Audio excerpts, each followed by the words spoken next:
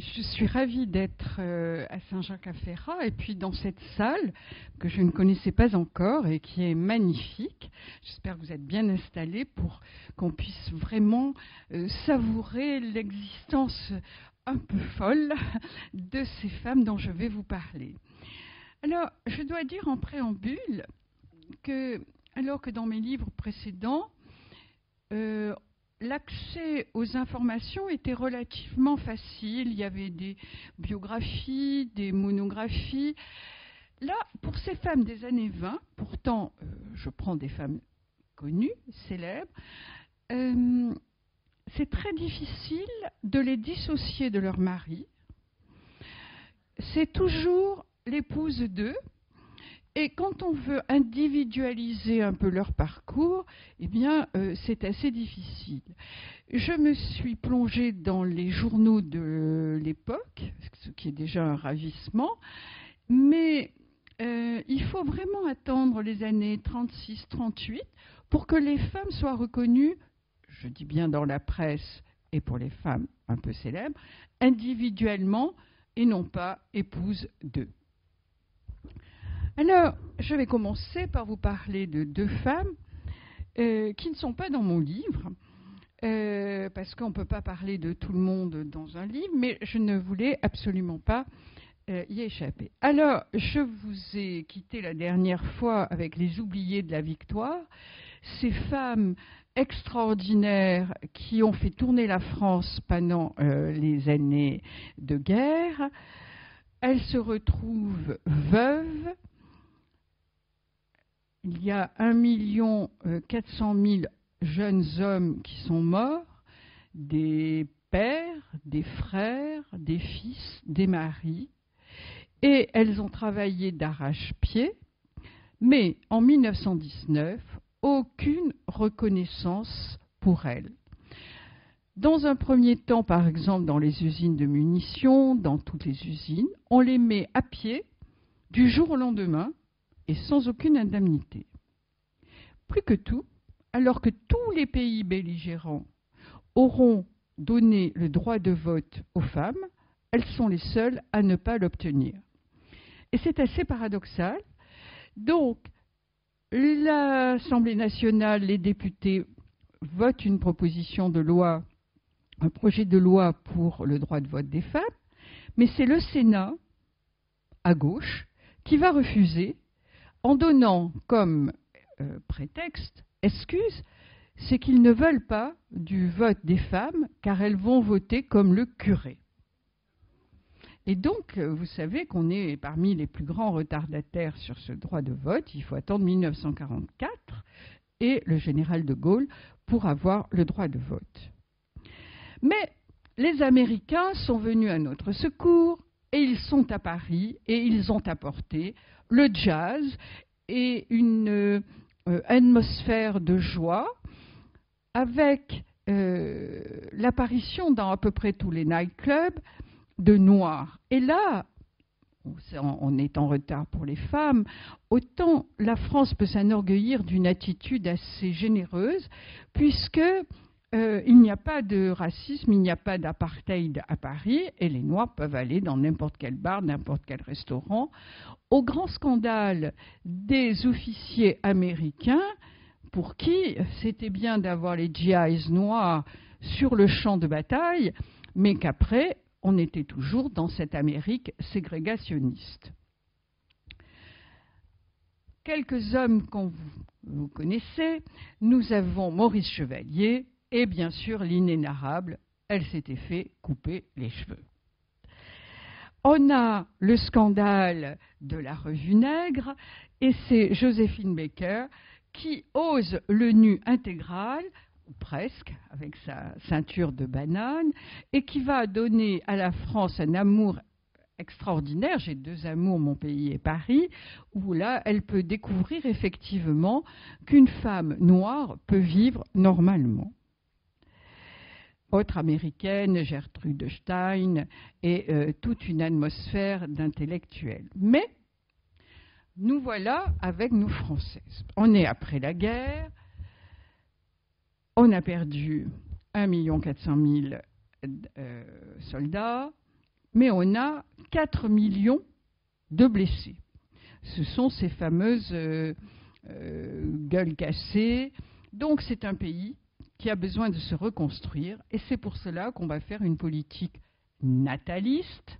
Donc alors qu'avant la guerre de 14, on ne condamnait pas trop férocement les avortements, qui étaient normalement interdits, mais finalement il y avait très peu de condamnations. Là, la loi va se durcir, et on va dire, pour faire de bons Français, il faut que les mères soient en pleine santé. Et donc, on va mettre la gymnastique à l'école, avec un côté un peu grec sur lequel je reviendrai. Là, on n'est pas dans la féminité la plus totale, mais c'est Violette, et elle dit ce que Violette peut faire, ce qu'un homme peut faire, elle peut le faire, et elle fait le lancer du disque, elle est assez extraordinaire, on la retrouvera dans les sports automobiles. Et effectivement, les hommes sont effrayés en se disant « mais si elles font du sport, elles vont lui ressembler ». Mais là, nous avons une femme assez formidable, qui est Alice Millat, qui donc fait de l'aviron et se bat contre le baron de Coubertin. En effet, si les femmes ont conquis le sport, et le sport olympique, l'équitation, puisque de toute tradition, les femmes ont toujours fait de l'équitation, elles font maintenant du vélo, on a inventé la jupe-culotte, donc elles peuvent le faire décemment. Dans la danse, on revient à l'antique, avec Isadora Duncan, dont je vous parlerai après, et donc le baron Pierre de Coubertin veut relancer ces fameux Jeux olympiques. Mais que des hommes, et voilà ce qu'il dit. Le seul véritable héros olympique est à mes yeux l'adulte mâle individuel. Quant à la participation des femmes aux Jeux, j'y demeure hostile. Aux Jeux olympiques, leur rôle devrait surtout, comme aux anciens tournois, être de couronner les vainqueurs. Une olympiade femelle serait impratique, inintéressante, inesthétique et incorrecte. Alors, quand mes amis, il y a quelque temps, avaient proposé de mettre le baron de Coubertin au Panthéon, j'avais déjà préparé une immense pétition et je compte sur vous si jamais ça rejaillit. Donc, elle fonde, Alice Millat, en 1912, une association Femina Sport pour effectivement convaincre le baron de Coubertin. Mais malgré tout ça, ça ne fonctionne pas. Ah, dans ce midi, qu'on dit parfois macho, eh bien, les choses vont être formidables grâce au prince de Monaco, Louis II, qui est soutenu par le fils de François Blanc, le créateur de la SBM, du casino de Monte-Carlo. Et la Société des bains de mer va donc permettre la première, alors entre guillemets, olympiade féminine, c'est-à-dire organiser une compétition d'athlétisme féminine du 24 au 31 mars 1921. Eh bien, se tient en principauté cette, compétition. Pardon. Donc, voilà ces femmes qui défilent à Monaco. Les shorts ne font pas scandale. Elles ont parfois, ça c'est pour la partie officielle, et on a même les soldats qui vont rendre hommage à toutes ces femmes. Les journaux du monde entier vont titrer « Ce sont les Olympiades féminines ». Effectivement, les athlètes sont venus d'Italie, de Norvège, de Suède, de Grande-Bretagne, mais le baron de Coubertin reste ferme sur ses positions. L'athlétisme, c'est pour les hommes. Il faut attendre 1928 pour que l'athlétisme féminin fasse son entrée officielle au JO. Mais la Côte d'Azur est aussi révolutionnaire pour tous les autres préjugés concernant les femmes, et c'est ainsi qu'une autre jeune femme, Virginie Herriot, va donner ses lettres de noblesse au nautisme. Rabindranath Tagore la surnomme Madame de la mer. Cette statue est à Cannes, où on peut toujours la voir. Elle rappelle ses prouesses. Virginie est la fille du fondateur des grands magasins du Louvre à Paris, Olympe Herriot. Et peut-être ça vous dit quelque chose si vous avez lu Au bonheur des dames d'Émile Zola. C'est l'histoire de la famille Herriot. Il va épouser une vendeuse qui va se révéler être une femme d'affaires, Cyprienne, et donc avoir des enfants, dont Virginie. Veuve, Madame Herriot se remarie et, avec un riche banquier, et elle fait construire au Cap Martin une villa de style byzantin à qui on donne un nom inspiré du sien, Cypris. Et là, je dois faire un petit clin d'œil à mon ami Didier Guéraud qui est dans la salle et qui, dans son magnifique livre sur les belles demeures de la Riviera, explique largement les tenants et les aboutissants de cette villa Cypris. De cette villa, évidemment, on voit la mer et on dit que sa mère voyait voguer Virginie. En fait, c'est une pauvre petite fille riche, elle s'ennuie et elle fait une croisière avec sa mère, elle n'a que 11 ans, et elle déclare « Je serai marine ». Elle va régater sur des voiliers qui seront tous appelés ailés.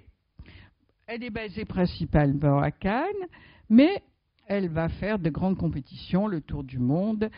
Elle va épouser, ce qui pour sa mère est le comble de l'ascension sociale, un vicomte, François Inck de Saint-Sénoc, dont elle a eu un fils, Humbert, et dont elle s'est séparée un an après pour voguer sur les mers, où là, elle se comporte comme un vrai marin, astiquant le pont, au milieu des embruns. Alors, elle était reconnaissable, elle avait un petit béret bleu, mais au milieu de la tempête, vous ne voyez pas ailée à la mer sous ses voiles de cap, noyée d'embrun, avec son pont glissant. Un marin de plus allant sur l'arrière, tout balayé par les lames, qui traîne ses bottes, c'est moi.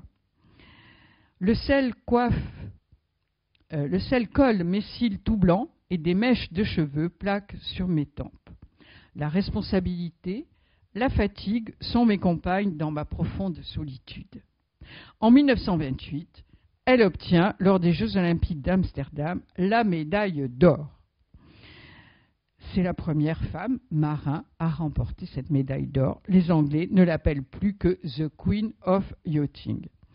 Donc, nous avons des femmes sur cette Côte d'Azur, sportives, dynamiques, et voilà, ça c'était la villa Cypris, donc pas loin d'ici. La voilà sur Ailée. Alors, quand elle était effectivement à quai, elle était coquette. Et ça va être un peu le paradoxe de ces femmes sportives, c'est que à la fois, elles vont se démontrer leur ténacité, leurs prouesses sont réelles, mais dès qu'elles sont à terre, elles redeviennent des femmes extrêmement féminines. Évidemment, le tennis, vous allez bien sûr parler, on va bien sûr parler de Suzanne Langlin, qui c'est une famille du Nord.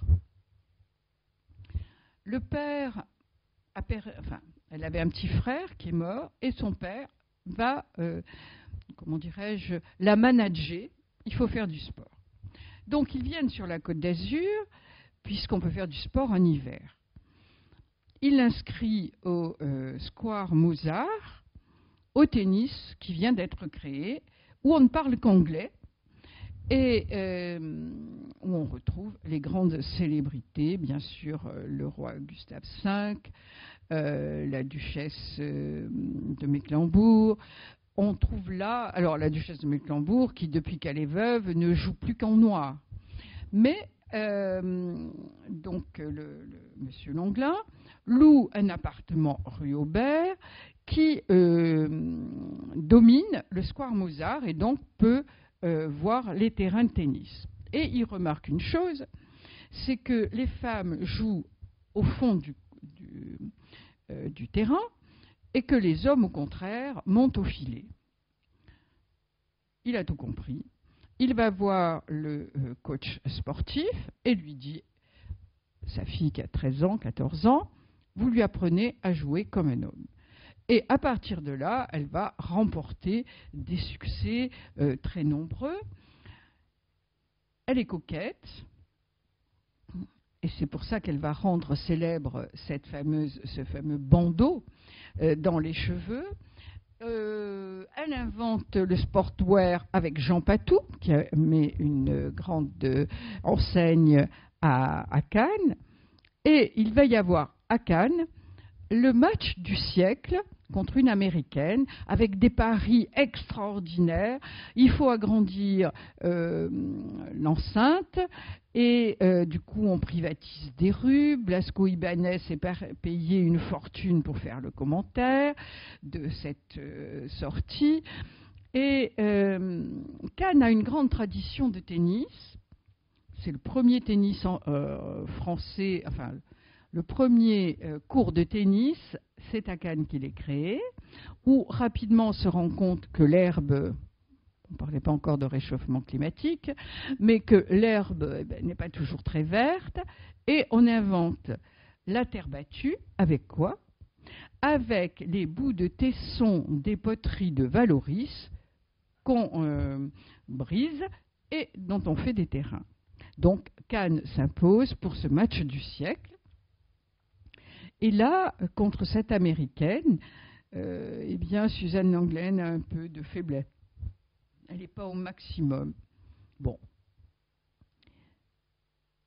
Une balle, on dit out, donc elle pense avoir gagné, tout le monde la félicite, mais non, le juge dit, mais pas du tout, il faut faire repartir la compétition.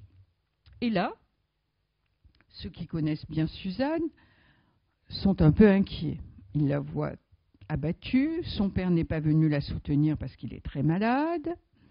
Et là, elle prend dans sa sacoche une petite fiole, boit un coup, c'est de l'Armagnac. Vous imaginez l'américaine qui vient des États-Unis où il y a la prohibition, ce qu'elle peut en penser. Toujours est-il, Armagnac ou pas Armagnac, c'est qu'elle va triompher du deuxième set et être la grande gagnante de cette partie de tennis. Et à partir de là, va se jouer quelque chose qui inaugure aussi la façon de faire du sport. C'est que tout le monde a gagné de l'argent. Les paris, l'hôtel qui a organisé la compétition, mais eux, les joueurs, sont des amateurs. Donc, pas d'argent.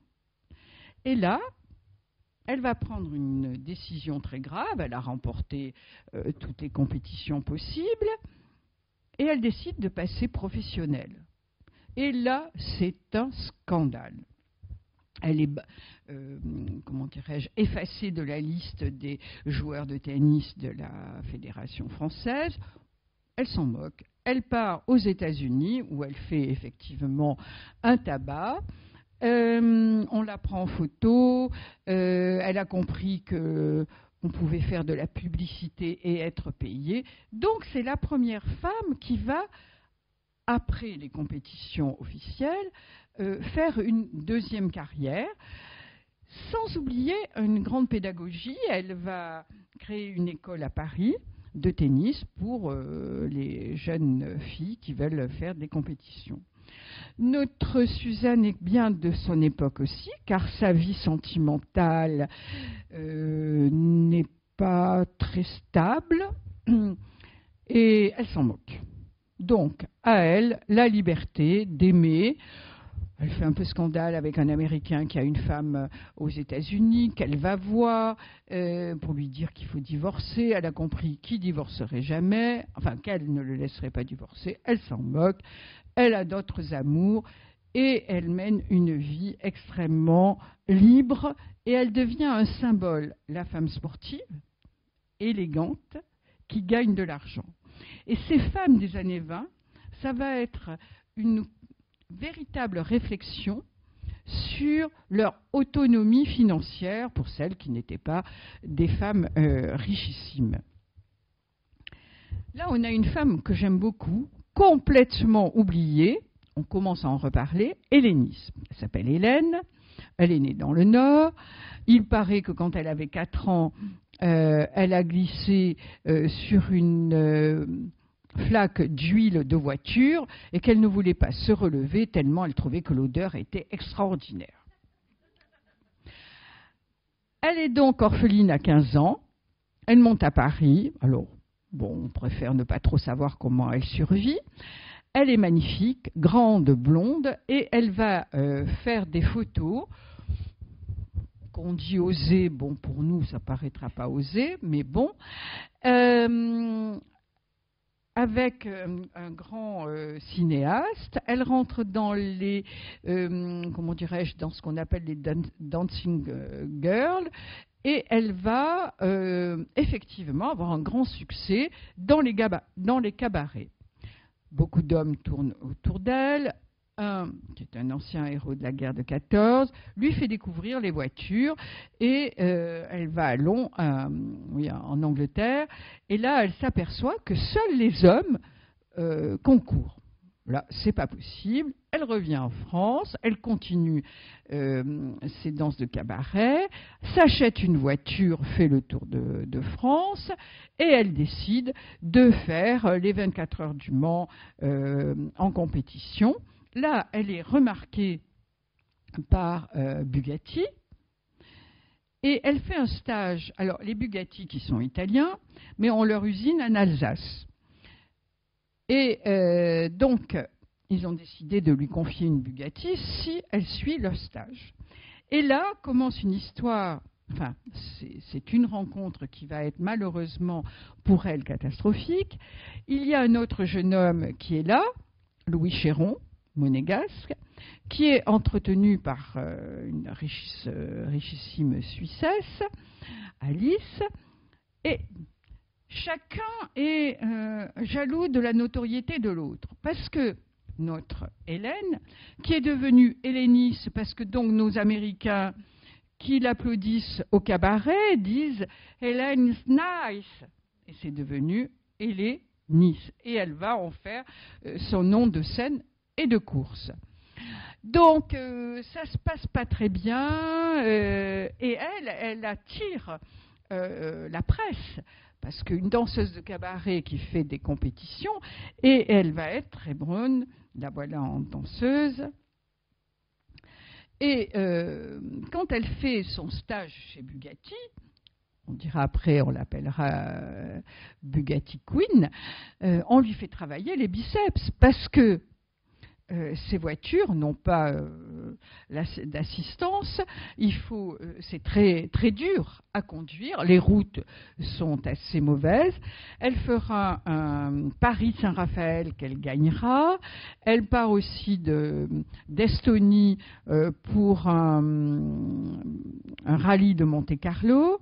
Donc c'est une femme qui n'a peur de rien, et dans ce rallye de Monte-Carlo, donc on fait un hiver, parce que ce que veut montrer Monte-Carlo, c'est qu'on part dans la neige et qu'on arrive au soleil au bord de la mer. Mais donc, avec sa coéquipière, elles vont carrément ne pas dormir, l'une pendant que l'autre conduit, l'autre dort. Elles se réchauffent à l'arrêt autour du capot. Enfin, c'est un exploit extraordinaire. Elle gagnera aussi la course de côte de la Turbie.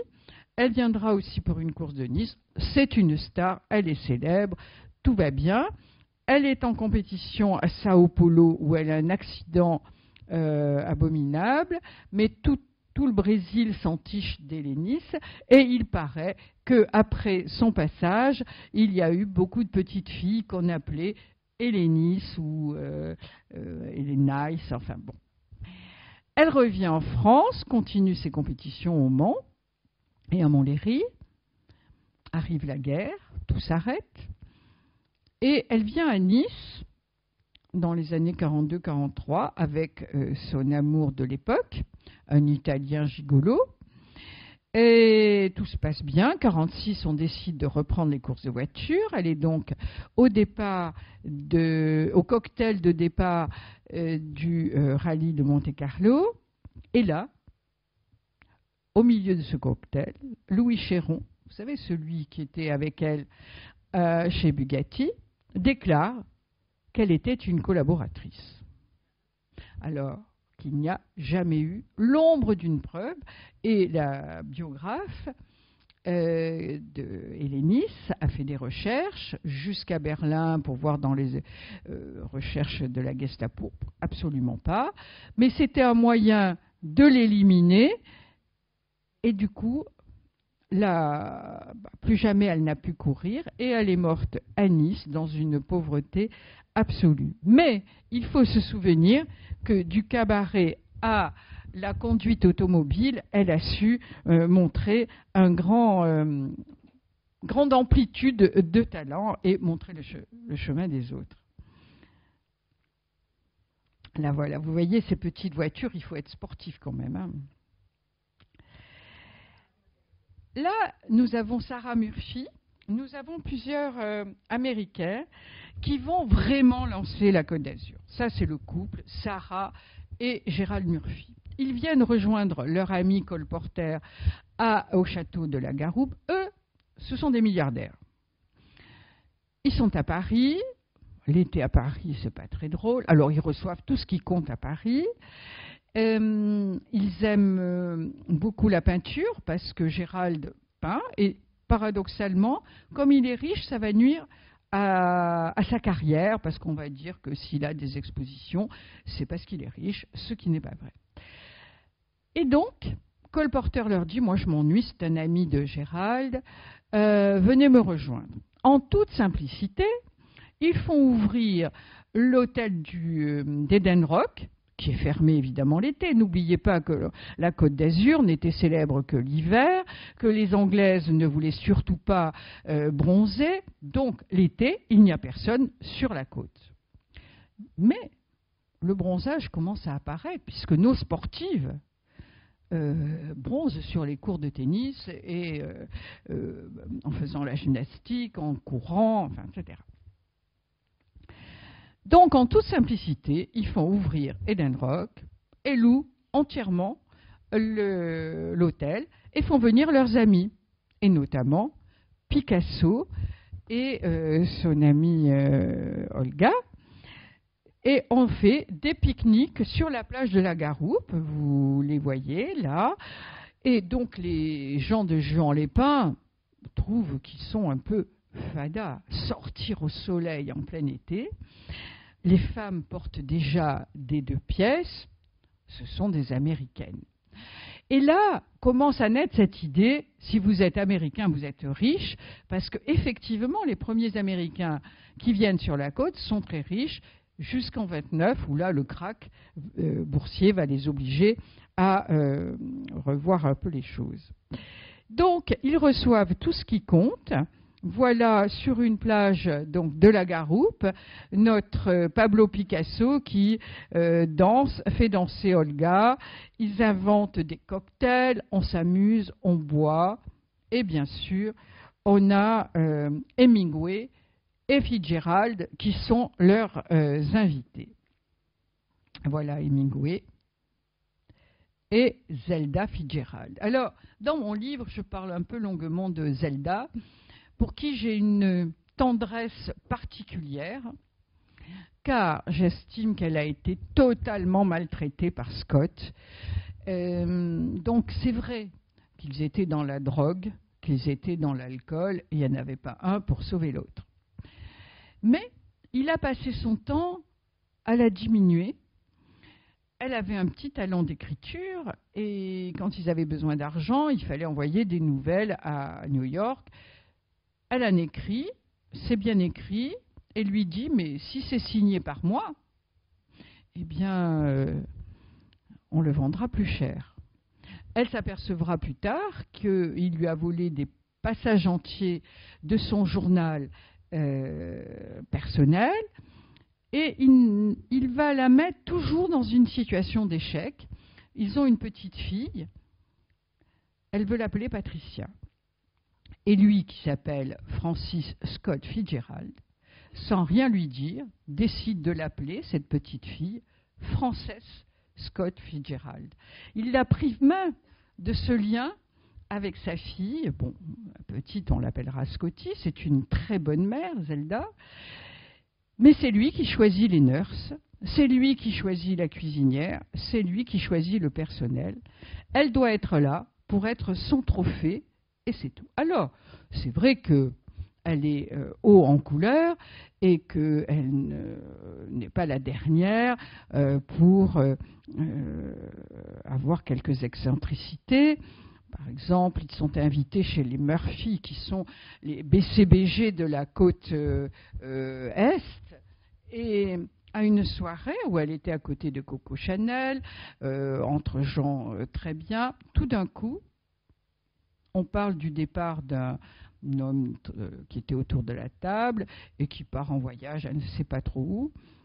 Et là, elle commence à se lever, à se trémousser et à enlever sa petite culotte et la balancer sur la table en lui disant « Emportez-la en souvenir de moi ».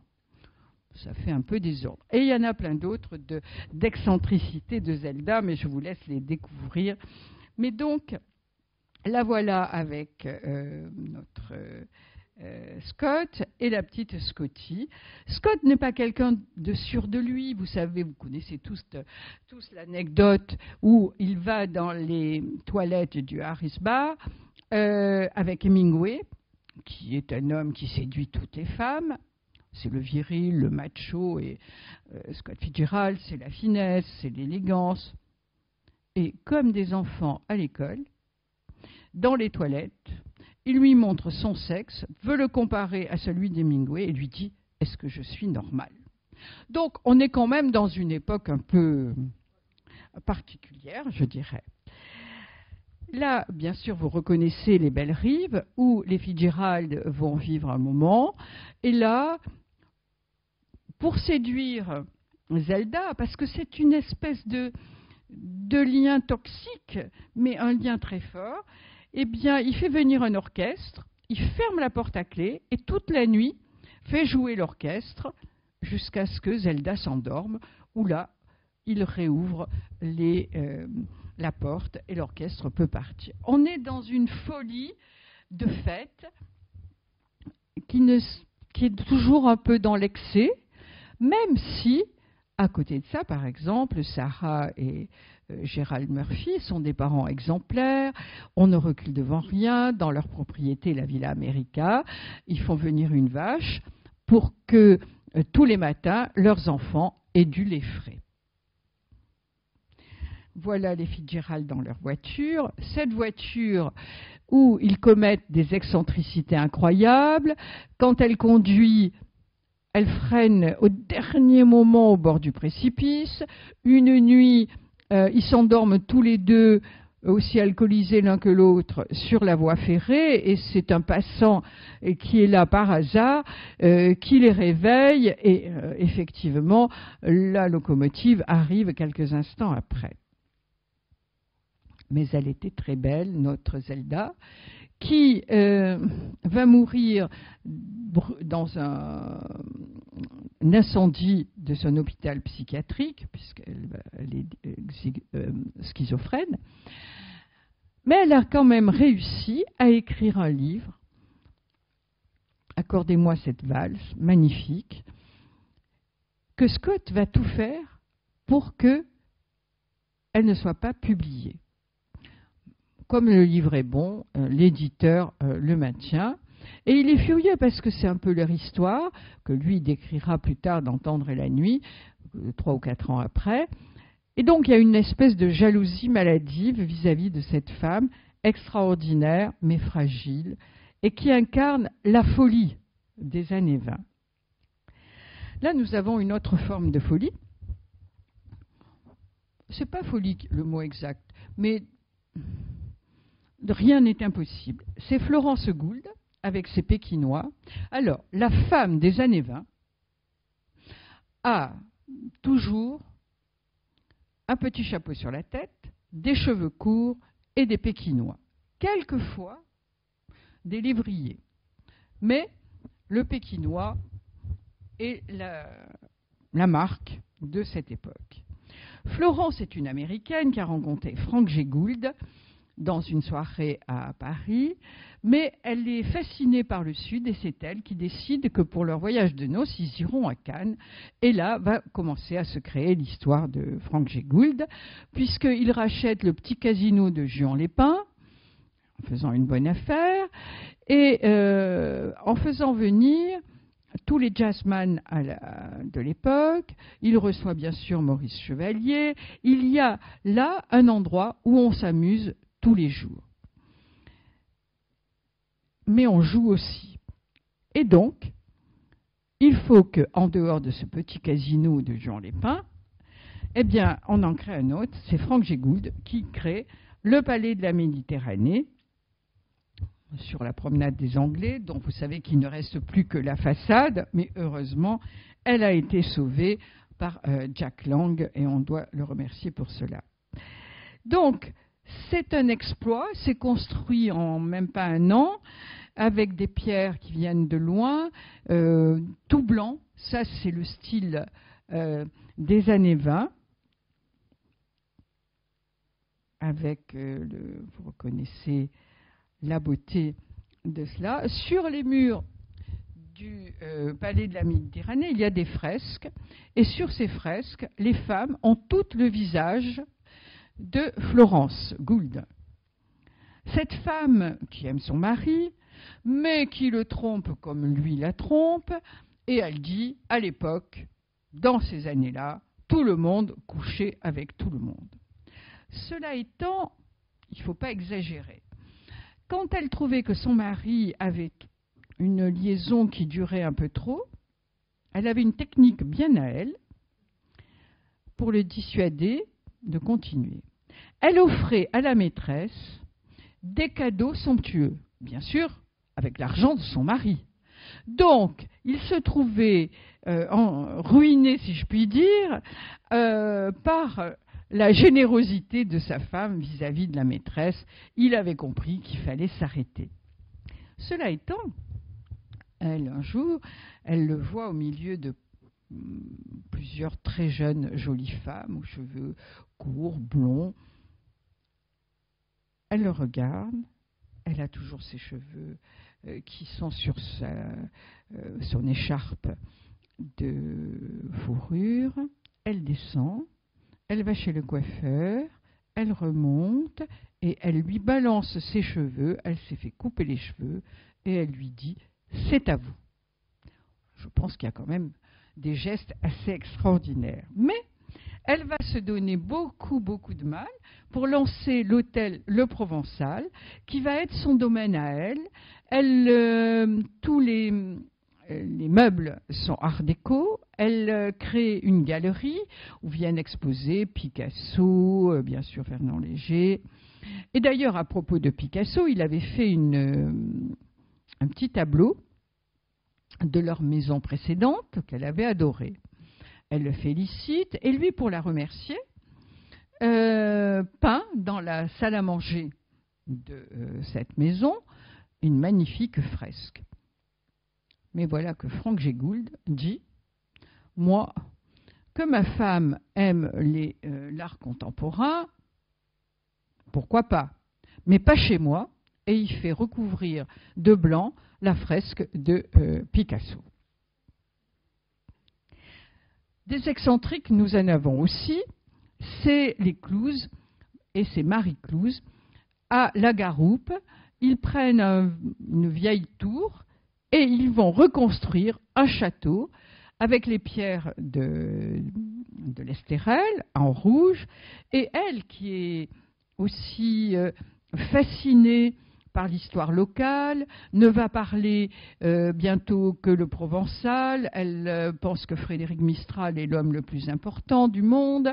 Elle s'habille comme si elle était dans un conte de fées, en Cendrillon, en Blanche-Neige. Et là, tous les Américains se retrouvent dans des fêtes assez extraordinaires. Lui est sculpteur et il va sculpter nombre de gorgones, de chapiteaux, de ce château où vous savez qu'il est enterré, en demandant que la pierre tombale ne soit pas fermée, parce qu'il dit « un jour, je reviendrai ». Évidemment, comment parler de la Côte d'Azur sans parler de Colette et Saint-Tropez? Elle est là avec Maurice Goudequette, qui est son dernier mari. Elle l'a rencontré à Cap d'Aille chez Marguerite Moreno, et c'est une belle histoire entre deux. Elle, qui a eu une vie un peu agitée avant, va lui être fidèle, et on peut dire qu'ils vivront heureux pendant très longtemps. Lui est en admiration totale devant elle.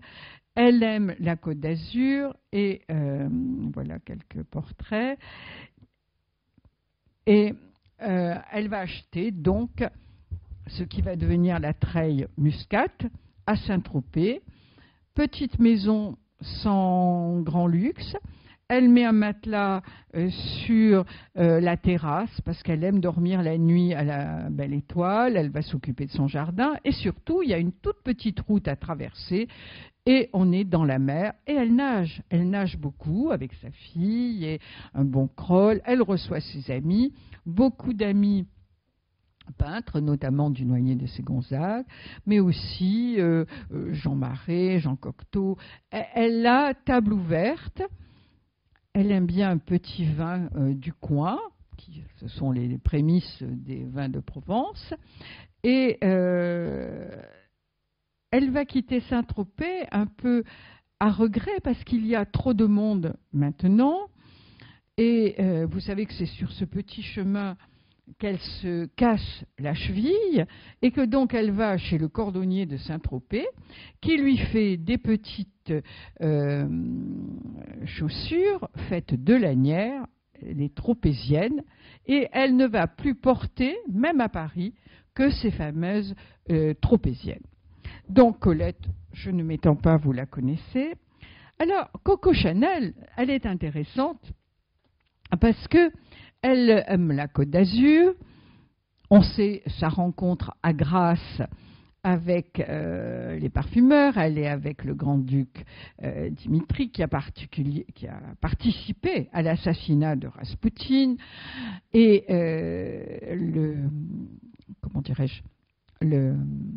parfumeur qui lui fait respirer les différents parfums a été en poste à Moscou et à Saint-Pétersbourg, et c'est important pour la suite parce que elle respire, elle hume ses parfums, et au 5e, elle tombe en pamoison. C'est celui-là qu'il me faut. Et le parfumeur lui dit, mais non, il n'est pas question, il est déjà retenu. Et là, le grand-duc use de son autorité russe sur cet homme qui ne demandait sans doute pas mieux, impressionné que cet homme qui a été si proche du tsar lui demande ce service. Et voilà comment est né le nom du numéro 5. Ce 5 va lui porter bonheur, elle va le mettre partout. Son autre grand amour est le duc de Westminster, qui veut l'épouser.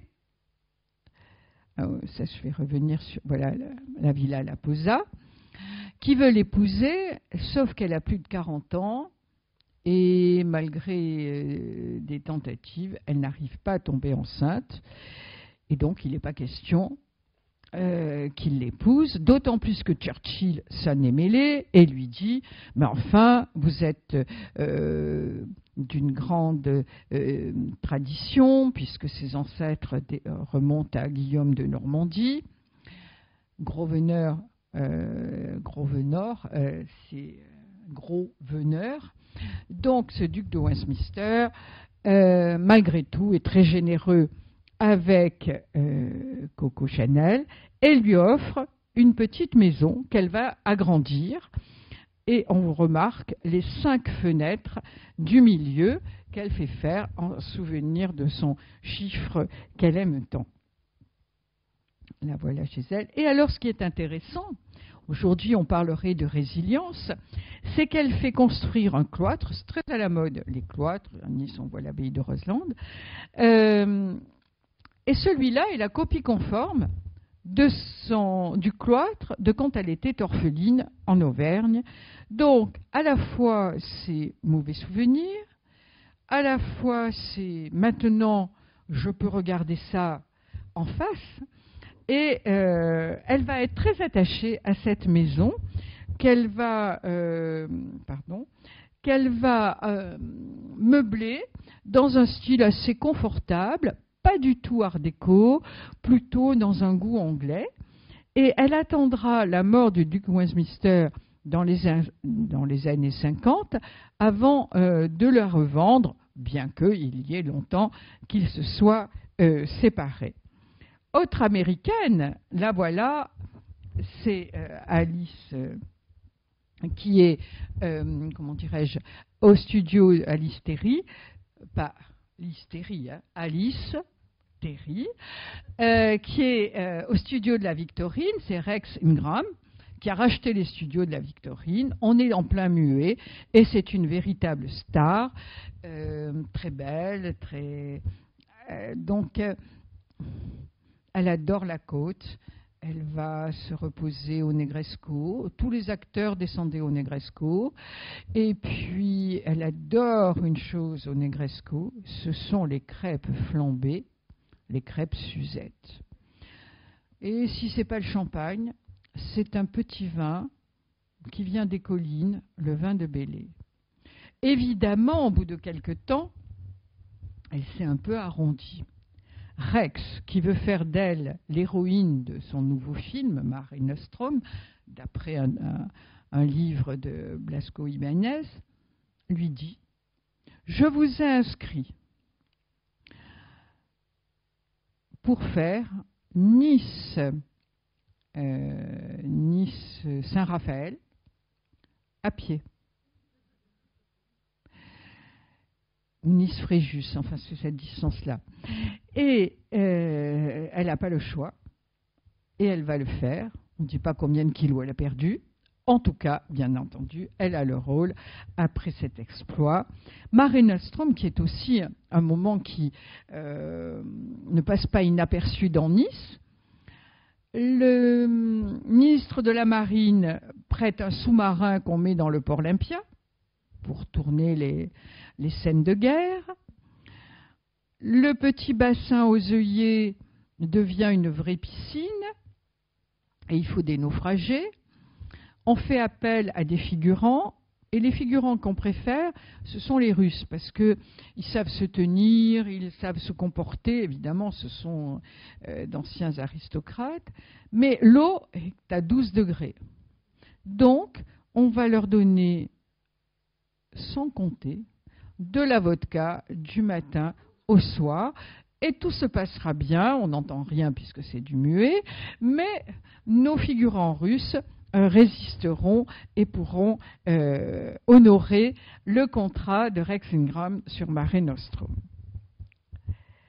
Edith Wharton, autre américaine, qui a écrit Les New-Yorkaises, elle est à Hyères, où elle a une jolie maison, et elle va un peu à contre-courant de ce qui se faisait jusque-là.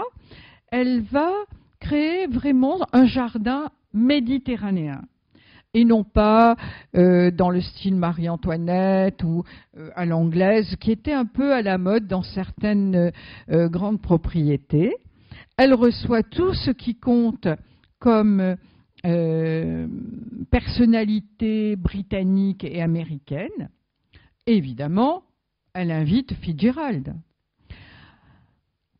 Zelda ne veut pas y aller. Elle dit, elle va me prendre pour vraiment une petite provinciale. Zelda, elle est de l'Alabama, donc c'est pas New York. Scott est quand même un peu impressionnée. Elle a été le premier prix Pulitzer féminin, c'est Edith Wharton. C'est Edith Wharton qui, pendant la guerre de 14, comme je le dis dans mon livre, va sur le front, va aider les soldats, va créer une aide aux réfugiés. C'est un personnage extraordinaire. Scott a un peu pardonnez-moi l'expression, un peu la trouille. Donc, il ne fait que ce qu'il sait faire, et un whisky, et 2 whiskies, et 3 whiskies. Il arrive chez elle un peu éméché. Pour l'impressionner, il lui dit « Mais moi, j'ai passé ma nuit de noces dans un bordel. » Elle le regarde. On pense qu'Edith Wharton est peut-être un peu coincée. Pas du tout. Elle le regarde. Elle lui dit « Et alors, comment ça s'est passé ?» Et lui ne sait plus où se mettre. Et il s'en va piteux. Sur son journal, elle mettra « Reçu Fitzgerald, point, affreux, point ». La voisine de Edith Wharton, c'est Marie-Laure de Noailles, avec cette magnifique villa Noailles. Elle ne s'aime pas du tout. Marie-Laure n'aime pas spécialement les femmes. En revanche, Charles de Noailles, son mari, s'intéresse beaucoup à la botanique et va créer avec Edith Wharton une véritable amitié. Marie-Laure, on la connaît beaucoup plus pour les années 40 et 50 où elle a tenu un cercle littéraire à Paris, mais dans ces années-là, c'est aussi les scandales de l'art contemporain, c'est-à-dire que les Noailles financent un film de Buñuel, ce film de Buñuel est anticlérical comme c'est pas possible, donc il est hué, les Noailles sont mis au banc de la société, c'est une histoire, même si vous avez de l'argent, en France, on ne vous permet pas tout. Là, ce qu'on ne leur permettait pas, c'était d'innover et de soutenir des mécènes. Virginia Woolf, qui vient à Sanary, et là, je n'ai pas mis la photo, je vais le faire la prochaine fois, elle a toujours eu une relation de jalousie avec Catherine Mansfield, qui, elle, est à Menton. Et c'est une relation assez bizarre entre les deux. Mais Virginia, à Sanary, va écrire Le phare et les vagues, c'est-à-dire qu'elle va profiter de cette atmosphère très détendue pour écrire ses livres où la nouveauté, c'est qu'il n'y a quasiment pas de scénario, pas d'histoire, pas de psychologie. C'est une nouvelle écriture et elle va adorer le soleil et la Côte d'Azur. Ce soleil qu'Elaine Gray fait rentrer dans sa maison, dans la maison qu'elle crée pour son amant, à Roquebrune-Cap-Martin, E1027, ce sont ses initiales. C'est une néo-zélandaise qui a vécu à Londres, qui a une vie un peu particulière, qui aime les hommes mais aussi les femmes, qui s'est bien fait connaître à Paris pour ses créations toujours très pratiques. Tout doit pouvoir se déplacer dans une maison, c'est sur roulette. C'est le minimalisme des années 20. Et là, elle crée une maison où le soleil est tout le temps présent. Les couleurs sont chaudes à l'intérieur, du blanc, mais aussi des teints, bim. C'est très sobre. Ils sont amis avec les Corbusier, et le Corbusier vient avec sa femme, qui est monégasque, et qui a une amie très chère qu'elle amène partout. Catastrophe. Bradovici, l'amant roumain de Eileen Gray, va s'éprendre de cette jeune femme. Ils se séparent. Elle va dans sa maison à Menton, qui est aussi dans un minimalisme total. Mais, c'est chacun sa cruauté, le Corbusier, sur ces murs qu'elle voulait purs, sans rien, va créer une fresque, comment dirais-je, alors qui est magnifique et qu'on peut voir, mais qui tue l'esprit même de l'architecte et de ce soleil qu'elle veut faire rentrer partout. Donc, ces femmes ont été véritablement des avant-gardistes, je ne vais pas parler de toutes, je pourrais aussi vous dire que tout ce qui comptait dans le monde se trouvait sur la côte, Et nous avons bien sûr Consuelo qui se marie à Nice avec Saint-Exupéry.